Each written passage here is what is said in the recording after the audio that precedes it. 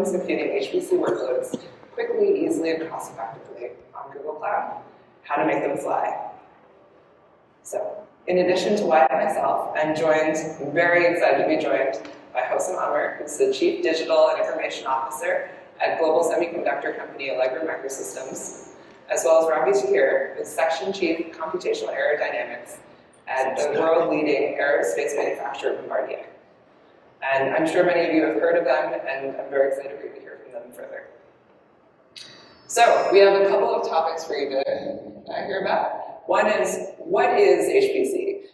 It can sound daunting as an acronym, and sometimes it's unclear what we mean by it. So I'll share with you our definition and why it's important. Then, what are we doing to advance the state-of-the-art of HPC on Google Cloud? And how can you deploy HPC environments quickly and easily on Google Cloud? And then we'll hear from Hossam and from Ravi about what they're doing to make their workloads fly, and then we'll wrap up with some key takeaways. Oh, and if we have time, and I think we will, we'll do some Q&A. So to get started, let's talk about what HPC is and why it's important. Organizations across industries are facing pressures to analyze a deluge of data quickly. And we're seeing this across multiple verticals. For example, advances in medicine mean that the demand for new drugs is increasing. In fact, the FDA is approving more drugs each year than ever before. In financial services, the mix of enhanced regulatory requirements and, again, increasing data require the systems to handle more and more tasks to do things like risk assessment. And manufacturing firms are struggling to put all that data into production, facing shortened product cycles from increasing consumer demand for novelty. All of these factors are driving organizations towards HPC.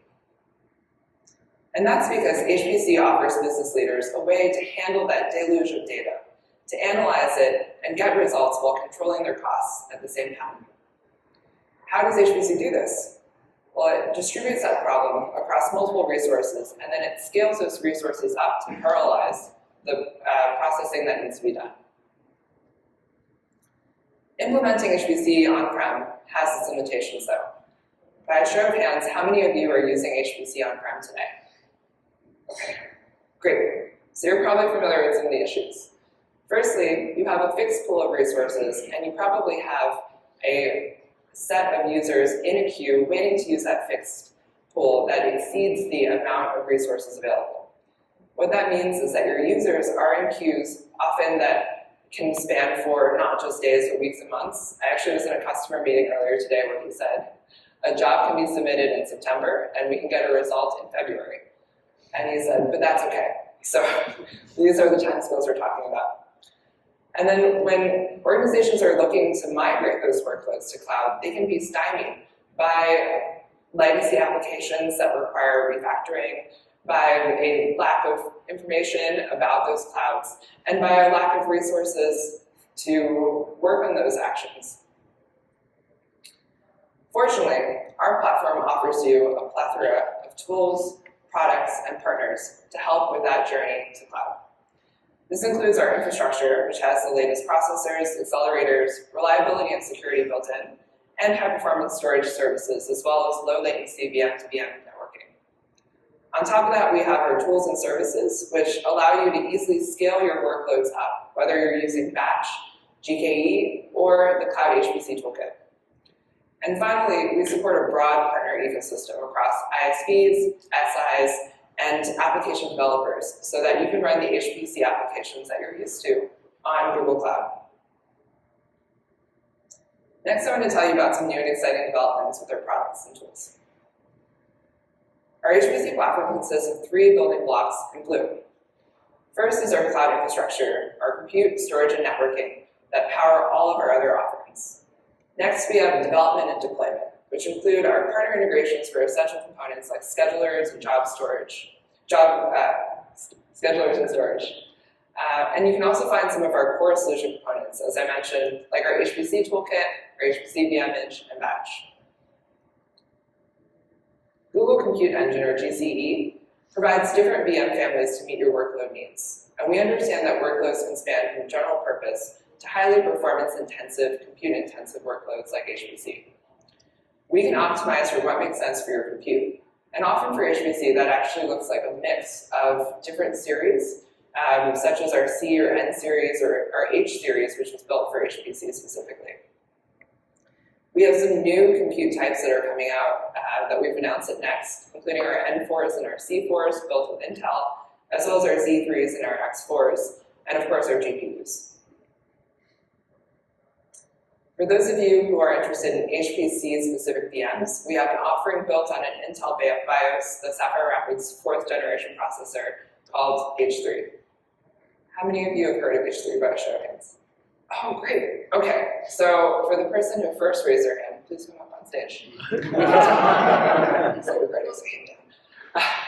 So as I mentioned, H3s are built for HPC, and that means a couple of things that we've done to the original BIOS to suit these workloads. That includes a whole machine, full core vCPU.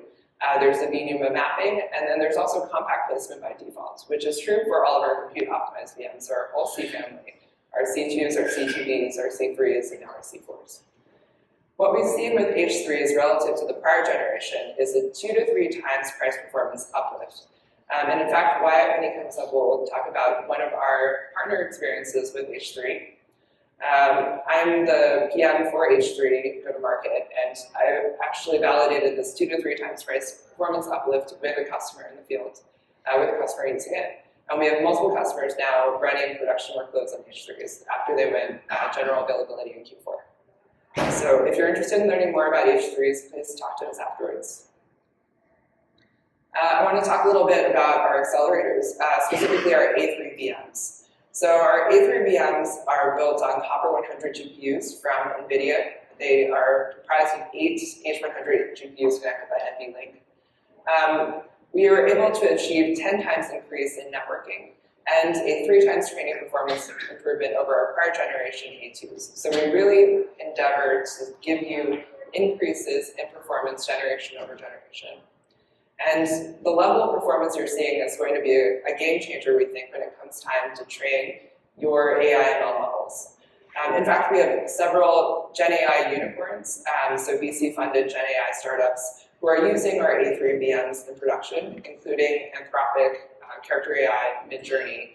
Many of those customers are here at Next, and they're speaking. So we are very excited to see them pushing the envelope because it, for us, validates the choice of hardware that we've created as well as the software that we're building on top of it. We have a first-party parallel file system built on Intel Datos called Parallel Store. It's available in private preview, so if you're interested in learning more, please reach out to your Google Cloud team. Private preview just means that you need to connect with us for us to give you access, but we're more than happy to do so. It has a couple of things that I'll highlight in the next slide in terms of performance. But just to quickly cover, it's semi-scratched with GCS or Google Cloud Storage as a durable layer. And it will accelerate your high-performance applications. So things that require high-scale, low-latency data access, parallel store is a great fit for. So some of the performance highlights. We have sub-millisecond latency. And then our read throughput is actually over 6 times better than AWS's FSX for Lustre Scratch Baseline, which is a proxy for parallel store. We also have high performance in MDOps, which supports complex and emerging patterns in AI ML workloads. Okay, I'm really excited to tell you about this next product because it's my product, but also because it's a great product, which is the Cloud HPC Toolkit. So the toolkit is a modular, composable collection of resources written in Terraform to help you quickly and easily deploy repeatable turnkey HPC environments. And I promise I won't make you come on stage, but how many of you have used Toolkit or have heard of it? Okay, my guy in the back, amazing, you have raised your hand for everything. So it has 3 key parts. The first are blueprints, which is exactly what it sounds like, the design for your system. This is a YAML file that defines the different components of your system. It can be something you build from scratch, but what we do in Toolkit is we provide you with a set of blueprints already that are tailored to specific use cases. So we just launched an ML blueprint ahead of GTC, NVIDIA's conference, for training NeMo Megatron on A3 clusters, for example. We also have an ML blueprint using Slurm, and we have a CAE blueprint. I think Brian's going to talk about that later. So we have blueprints tailored to your needs, or you can build them from scratch.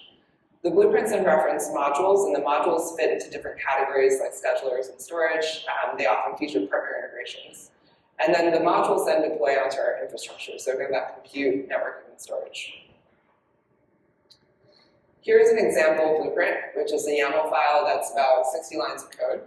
As you can see, it's meant to be human readable and straightforward, and you can switch out the components as you need. So for example, if you were to define your compute node group, here it's C2 standard 60s, you can swap that out with a different machine type. Same for your storage type. I'm trying to see if there's a storage. Pretend there's a storage definition. What? File store type. File store type, there we go. You can also switch out your file store type. So it's meant to be modular, it's meant to be decomposable and straightforward. That blueprint then creates a deployment artifact that is about 4,000 lines of code. And that then deploys an infrastructure which is about 40,000 lines of code. So instead of having to write 40,000 lines of code, you can use a YAML file which is 60 lines of code.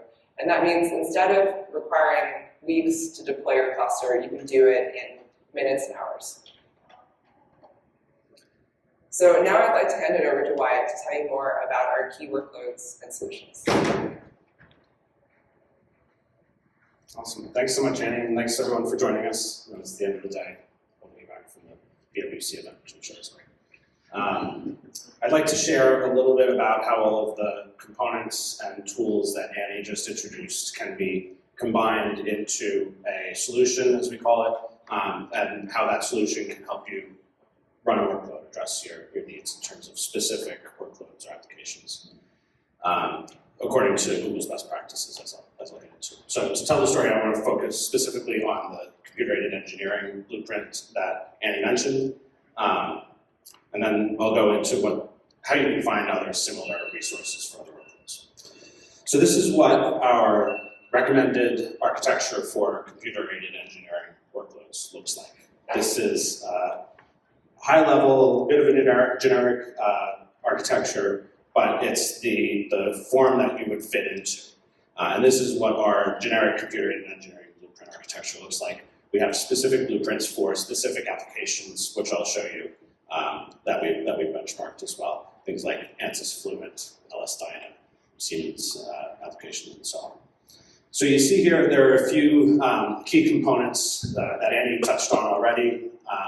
Some of the key ones are compute and storage. So you can see we have a couple of compute partitions there. On the top are our H3 VMs. These are the compute optimized high performance computing specific VMs. And I'll show you a little bit about why those are recommended and what the benchmark performance of those are for CAE applications and others as well. In this design, we're also using a Slurm job scheduler to manage the cluster and to auto-scale those compute partitions. So you're obviously able to use other schedulers, but we've worked very closely with the ScanMD team behind Slurm to make Slurm run really, really well on Google Cloud right out of the box. There's some code available from ScanMD to do that as well. The storage that's used in this architecture is file store NFS storage, but we also have, now that it's in private preview, support for parallel store coming. So you see there are some optional parallel file systems. We have Lustre, we have GPFS, Spectrum Scale, Storage Scale, whatever it's called now, as well as Intel EOS, but we also have a managed parallel storage system now called Parallel Store. All of this is wrapped and deployed using the Cloud HPC Toolkit, and you get all of this packaged in a blueprint that looks very similar to the one Annie showed. A few more lines, a little bit of extra code. But you can very easily take this blueprint that the architecture here is depicting and go and deploy that on your own with no problem. And in fact, it's been tested and validated for performance by the leading ISVs for CAE applications that you see at the bottom there, as well as several others. So specifically looking at one of the most important components, of the blueprint and the architecture there, the compute, we recommend H3 VMs. We also recommend C3 VMs, but for most HPC workloads, and we can tell you what those are in a meeting, we find that the H3 VMs are most performant. And in fact, they offer up to 3x the performance of the previous generation of HPC VM for CAE workloads. So you can see there we ran, we're depicting LS-DYNA, Altair Radios, and OpenFOAM. We've run many others as well. You saw Siemens and others as well. So the performance is excellent, 2.5 to 3x the previous generation. The cost is also fantastic. So you can see our partner Parallelworks there, who's a HPC as a service provider, great partner of ours. Not only saw that 2.5 times performance increase, but also saw a 50 to 70% cost decrease, right? So not only are the H3 VMs more performant than the previous generation, but they're also lower cost. So how can you go wrong, right? We've worked with many other, sorry about the format, it's not coming through quite right. We've worked with many other HPC vendors and HPC as a service providers as well. Folks like Ansys, Total CAE, Rescale, and Altair, to prove out the performance of the H3 VM, specifically on CAE workloads. So let's take a look at a couple of Ansys examples that demonstrate that performance, both at a single node and multi-node scale. So Ansys Fluent is a popular computational fluid dynamics application. Show of hands, who here is running Ansys Fluent or has heard of it before? Oh wow, okay, yeah, great, excellent. So it's very popular, and it's something where really the license costs are one of the most important things, and so the performance of the VMs is really important to making sure that the total cost of the job is kept at a reasonable level. So you can see there are several benchmarks that are running and showing even up to and beyond a 3x performance increase versus the C2 VMs, which is our last generation of HPC VMs, using that Ansys Fluent application. So this is single node. Many HPC applications still fit within a single node. But you can see at the far right there, F1 race car, that's an application that actually can scale very well across multiple nodes. And so we went ahead and did that and demonstrated strong scaling across our infrastructure at a scale of up to 16 nodes. So all that means is that basically we scale at almost ideal levels up to 16 nodes. So basically the more VMs you add, the faster the performance is, right? And this, this is excellent for somebody who wants to run this kind of F1 race car simulation in a real world environment. So that's just Altair, Ansys, and a couple of specifics with Ansys. We've done this kind of benchmarking with a number of other CAE vendors as well as other HPC ISVs in other industries, right? Life sciences, other industries, manufacturing, EDA, energy, financial services, and more. We also have support for more than just the Slurm workload manager and more than just our NFS file storage system, right? So you can see a smattering of logos there that we support and that we work with across storage, VDI, workload managers, and so on. So if you have a use case that you'd like to talk to us about, come reach out. Likelihood is we support it. And the easiest way to find all of these blueprints and all of the support for all of those partners is through our Cloud HPC Toolkit Blueprint Catalog. This is public on our website. It's a scrollable list of over 50 of these blueprints that we've built that cover everything from traditional HPC on Slurm to HPC on GKE, Kubernetes Engine, right? To ML on GKE and Slurm, to HT Condor, to, you name it, we pretty much have it, right? ML, quantum even. So you can browse this list on your own. You can also filter it to find applications that you're using and the blueprints that are associated with them. So feel free to scan the QR code on the screen, or like I said, you can just Google the Google Cloud HPC Toolkit Blueprint Catalog. So to introduce, or to explain how they're actually putting their workloads into Google Cloud and how Google Cloud is helping their HPC workloads soar, I'm going to hand it over to Hassan and Rob.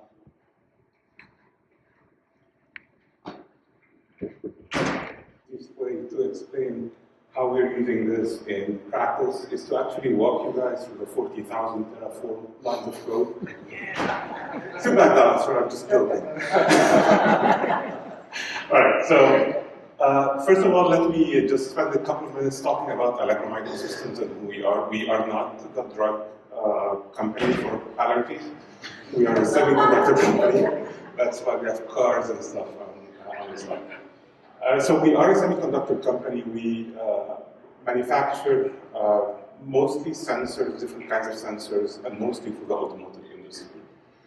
One of the important things about us and very relevant to this conversation is the global footprint that we have. So we're not a huge company, we have about 4,500 employees. However, we are truly global, including 6 engineering centers that are scattered across the world. We go after engineering talent wherever we can find it, and that results in us opening up those little engineering centers across the world. This is very relevant to the conversation. So, what is happening here? What was the need? One of those engineering centers was a new engineering center being established in India. About, at the time, 20 engineers, I think we're up to 50 or 60 now. And their focus was going to be purely on EDA, advanced simulation, which require massive computing power, as you guys know. There is a myth in the industry that physical proximity is synonymous or proportionally to performance, right? So the mode of operation, the usual mode of operation was, okay, let's find the column nearby. Is this going to be in India? Can we put it in the Philippines? Can we put it in Hong Kong? And that's the discussion. We decided to do things a little bit differently, right? So we started looking at, okay, can we stand this up on the cloud? Is the cloud now ready to perform that very demanding compute requirement?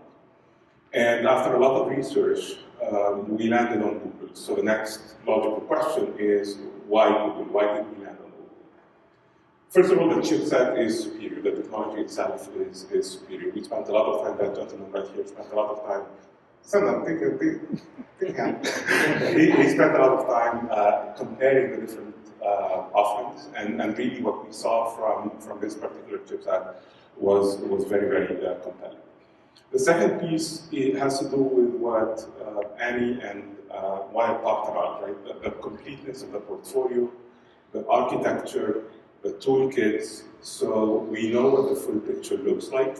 We know what we need today. We know what we're going to need tomorrow. And when we do need that, how are we going to handle that? That was very important for us because as a company, we at the time were very, very new to cloud. We thought that we were a cloud company because we used Salesforce.com.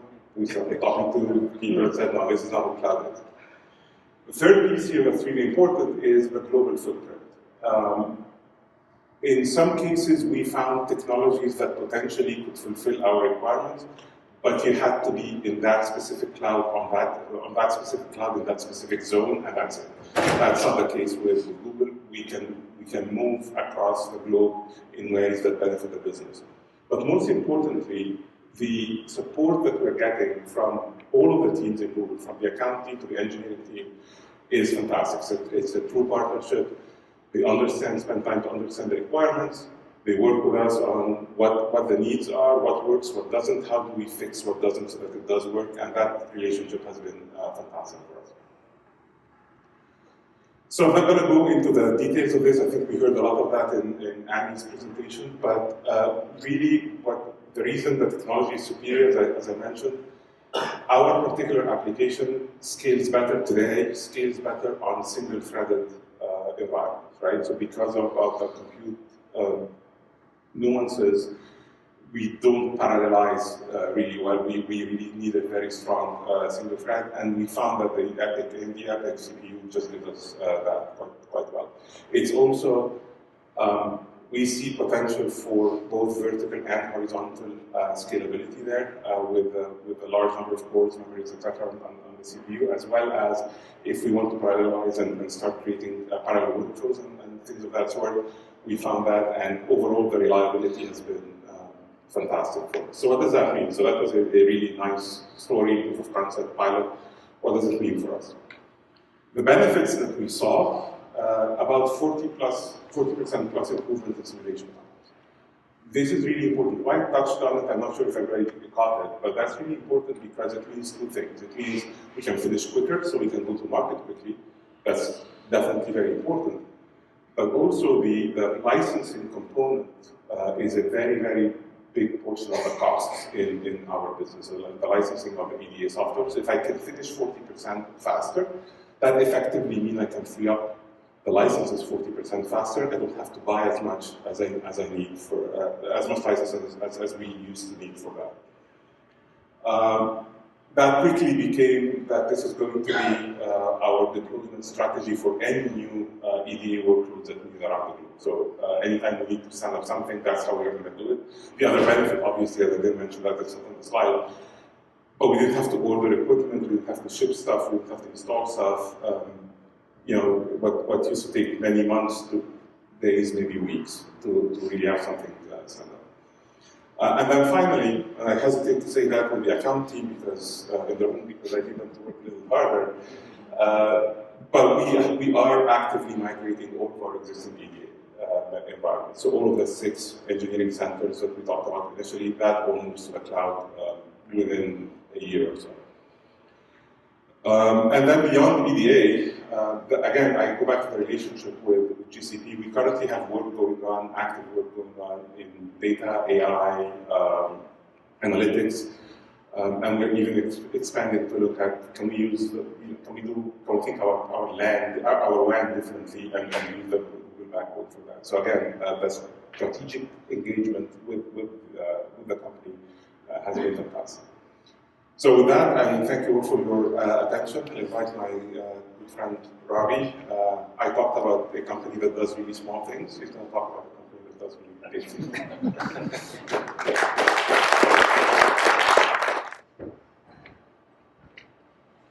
Okay. Can I do a quick audio check? You guys can hear me in the back? Yes, okay. So thank you, Sam, for that brief introduction. Let me start by quickly introducing what is Bombardier. So we're an aviation company. We design business jets. We manufacture them, right? So we're not an IT company or a manufacturing engineering company. That's our DNA, right? And so innovation is very much part of what we do.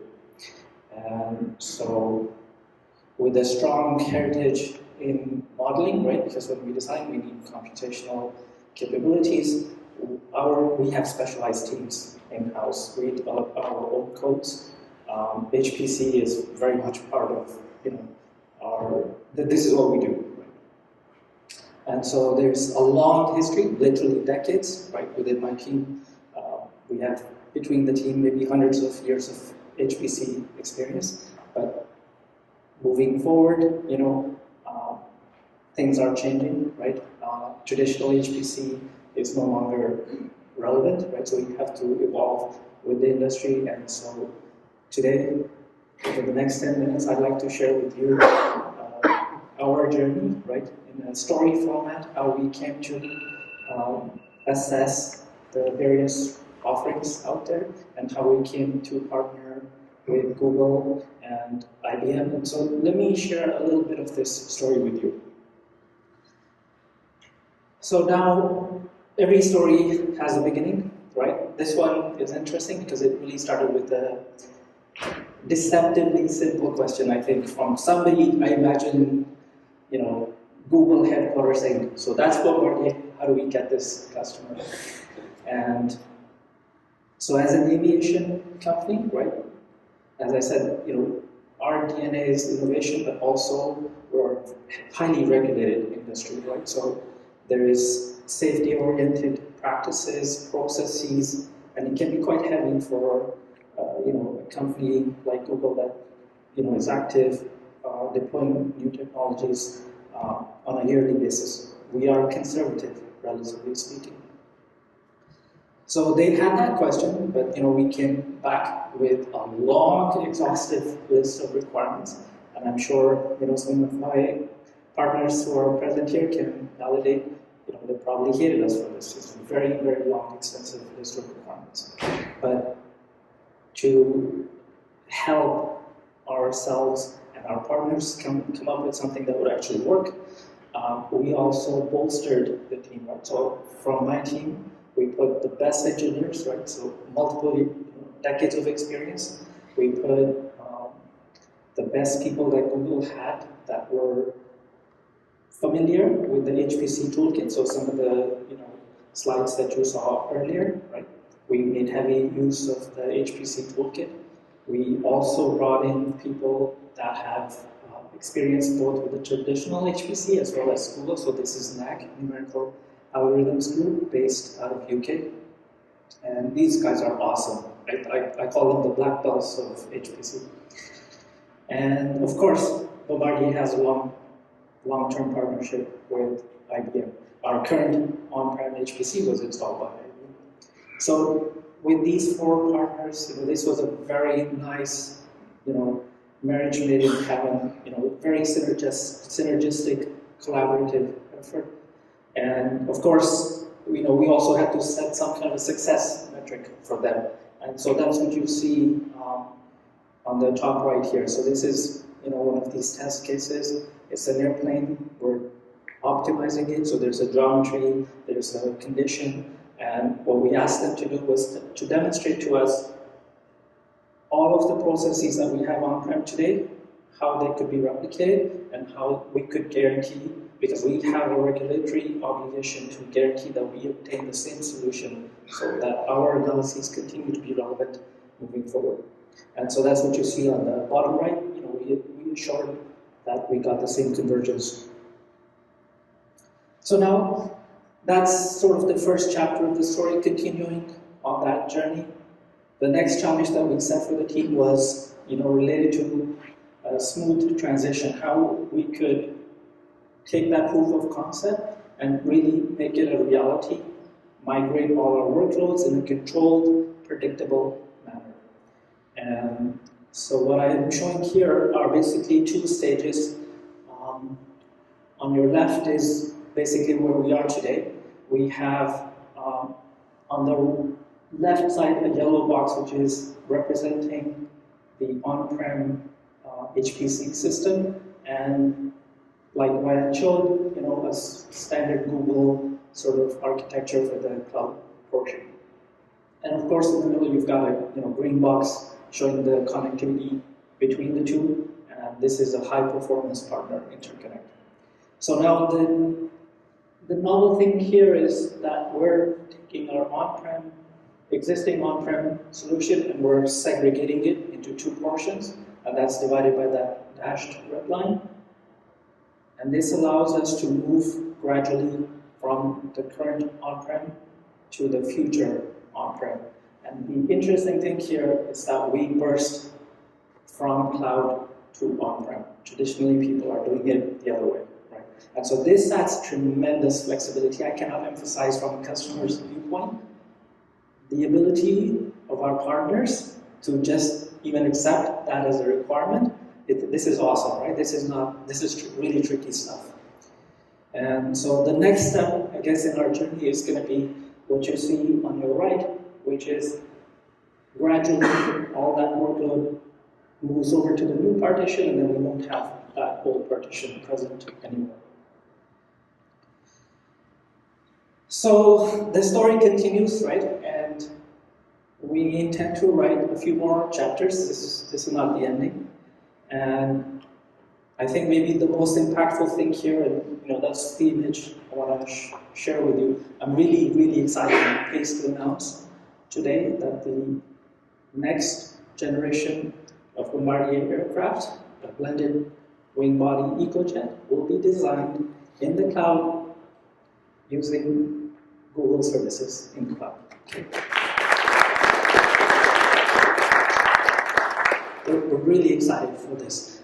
And our vision is not just to design the most efficient aircraft, right?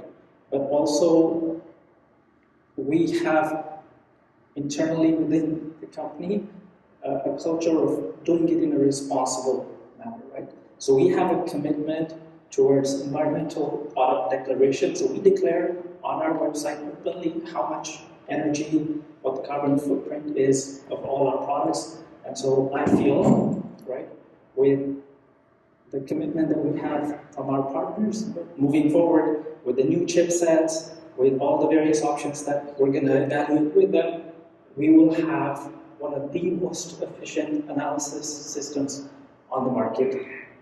And there are other technical aspects here relating to storage and so on, but I think I'll pause here and pass it back to him.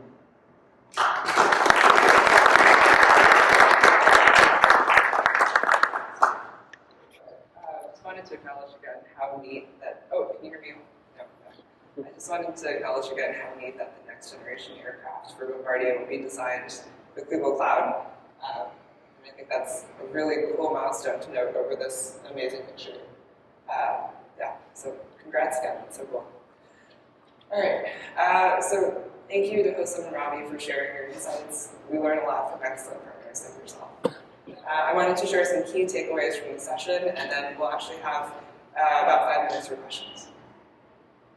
So our overall HPC strategy has 4 pillars that we strive to continuously build to help you move your HPC workloads to cloud. So the first is fast and affordable, which is where we build the best HPC infrastructure possible, bringing our latest and greatest compute, networking, and storage, and ensuring that we can solve for HPC problems like MPI scalability. Then easy and compatible. So we want our platform to be easy to use for individual researchers and HPC gurus alike. And we want it to be integrated and compatible with the HPC applications that you need to run, including from partners like Ansys. I saw many people raising their hands in Altair. Partner preferred. So we have a broad network of ISVs, application developers, of system integrators, of partners that can help you bring your work over and support you all throughout that journey.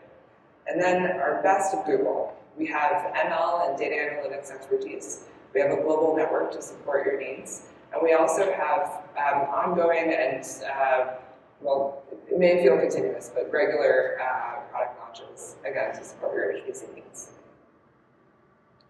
You can scan this code and one of our experts will reach out to you. So feel free to take a pic of the slide. Okay. And then we really hope that you enjoy the rest of your time at Next. Some of the talks that we want to direct you to that are actually available on demand in the library include a session, architecture track as well, about our dynamic workload scheduler, DWS. DWS is a way for you to get access to limited GPU capacity. So I strongly encourage, if you're having any kind of stock out or capacity issues or GPUs, to look at DWS.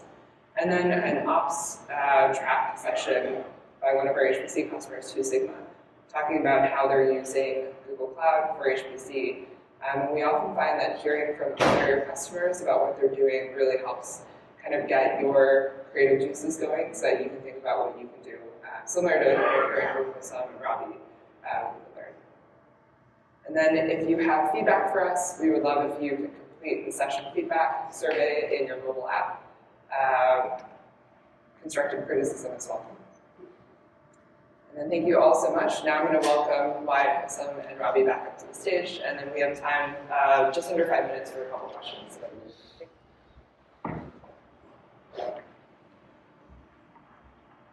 Don't be shy.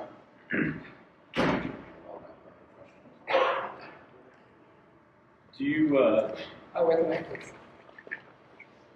thank you. For the the H3 instances, I noticed there's sort of limited regions today. I think you were central and Your request for you. yeah. Do you have a timeline plan of deploying that more globally? Yes, so great question.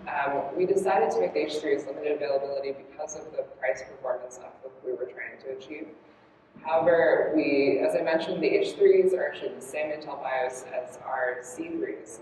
And so our C3s are more widely available, and the H3s are really, think of it like a software-gated version of the C3s, sort of like what iPhone does or Apple does with their iPhones. And what that means in practice is that we can convert C3 stock into H3 stock relatively quickly with some software modifications. The long pull is really the hardware availability, and those capacity pools have already been installed with C3s. So if you have a particular need or a particular region, you can reach out to myself or Garv, oh, there's Garv, to talk about your H3. requests, features, regions, sizes, and then we can do our best to meet your needs. Thank you, that was a great question.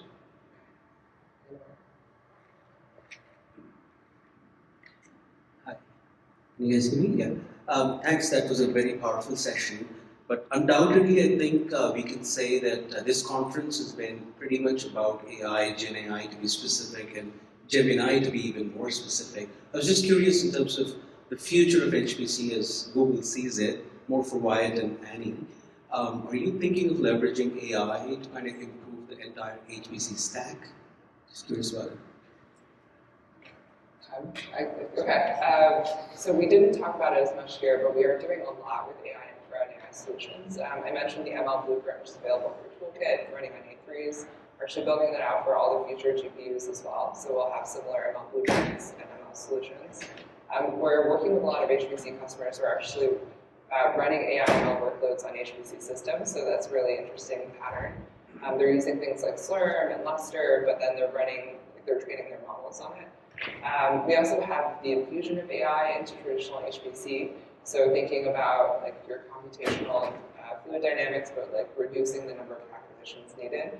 And actually, I want to turn this question over to Ravi and Kusum, and I'm curious if you're seeing AI playing a part in your HPC workloads, and if so, where it's going.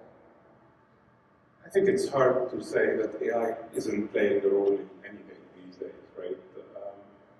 I don't know that we reached the maturity level needed yet to have a determined process. Here's exactly how we're going to use it. But it permeates everyday tasks. I'm looking at Ben, and I find it very hard to believe that everything that he has done, he hasn't jumped on one LLM or the other to do something yet. Yeah, so definitely, I mean, I was playing with AI in grad school 20 years ago, right? So it's come a long, long way. Everything we do, though, is physics-based, right? So the process that exists today is physics-informed neural networks. But I think realistically, still, we have quite some ways to go. So the closest I can imagine is circuit modeling. There are things that we can do somewhat low fidelity, right? And feed into the more delicate, scenarios where we can say, okay, explore the space like in a design of experiments type of activity. But in the sense that I see at Google next, with the large language models and Gen AI, I don't quite see that yet. Maybe I'm short-sighted, maybe there's an application in CAD in the design world. But then again, there are subtleties that I see still very domain-specific expertise that we, companies like us, we protect that IP. So unless it was one of those industries that took development of that model, I can't imagine somebody from outside coming in, just consuming the available documentation and then having that level of expertise that can translate into an actual product. Actually, I need just a really quick follow-up. I limited my answer based on the question was HPC application, right? But if we take a wider lens, we generate code today, production code today, based on AI, and it's augmented. The front end augments the prompt so that the code that's generated is compliant with our coding standards, our guidelines, etc. So it is starting to really get into production. It's a very, very promising field for the industry. That's a great example. That's definitely applicable across the board, I think. Well, now we're at time, so thank you all so much for your participation, and I hope that you